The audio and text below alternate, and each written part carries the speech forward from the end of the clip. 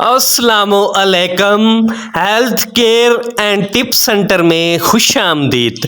میں امید کرتا ہوں کہ میرے تمام دوست احباب خیر و عافیت سے ہوں گے اور اللہ رب العزت آپ کو ہمیشہ خوش و خرم رکھے۔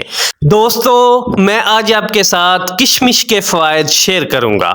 کشمش انگور کو خشک کر کے تیار کی جاتی ہے۔ عام طور پر اس کو خشک میوے کے طور پر بھی استعمال کیا جاتا ہے۔ کشمش میں بہت زیادہ غذائی اجزاء شامل ہوتے ہیں۔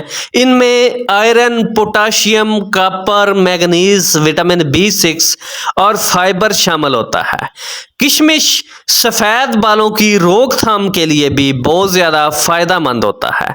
رات کو سونے سے پہلے اگر باقاعدگی کے ساتھ کشمش کا استعمال کیا جائے تو وقت سے پہلے نمودار ہونے والے سفید بالوں سے چھٹکارا پایا جا سکتا ہے۔ کشمش میں فولاد اور وٹامن C کافی زیادہ مقدار میں موجود ہوتا ہے جو بالوں کو خوبصورت اور چمکدار بناتے ہیں۔ یہ میوہ انسانی جلد کو بڑھتی عمر اور بڑھاپے کے اثرات سے بھی محفوظ رکھتا ہے۔ اس میں پایا جانے والا قدرتی جوس کولاجن جلد کو ڈھیلا پڑنے سے بھی روکتا ہے اور انسانی جلد کو لچکدار بناتا ہے۔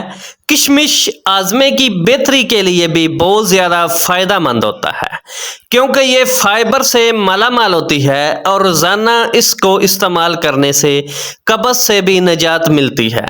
اس کے ساتھ ساتھ ہاضمہ کے دیگر مسائل میں بھی کمی آتی ہے۔ کشمش کو مردانہ طاقت کے لیے بھی نہایت زیادہ عمدہ سمجھا جاتا ہے۔ کشمش مردانہ طاقت میں اضافے کے ساتھ ساتھ سرطِ انزال جیسے مسائل کو ختم کرنے میں نہایت ہی زیادہ اہم کردار ادا کرتا ہے اور خواتین کے جنسی مسائل کو ختم کرنے میں بھی اہم کردار ادا کرتا ہے۔ کشمش میں بہت زیادہ کیلشیم ہوتا ہے جو ہماری ہڈیوں اور دانتوں کو محفوظ بنانے میں بہت زیادہ اہم ہوتا ہے۔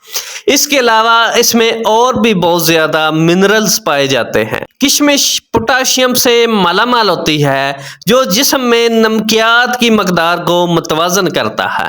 اگر جسم میں نمکیات متوازن رہیں تو اس سے بلڈ پریشر نارمل رہتا ہے۔ اگر اسے پانی میں بھگو کر استعمال کیا جائے تو ہائی بلڈ پریشر کے مریض اس سے بھرپور فائدہ اٹھا سکتے ہیں۔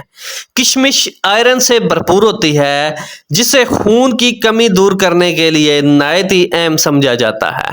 اس کے ساتھ ساتھ یہ پلیٹلیٹس کی تعداد بھی بڑھاتی ہے۔ دوستو، میں امید کرتا ہوں کہ میری آج کی یہ ویڈیو آپ کو اچھی لگی ہوگی۔ اگر اچھی لگی ہو تو پلیز سبسکرائب اور شیئر کرنا نہ بھولیے گا۔ اللہ حافظ۔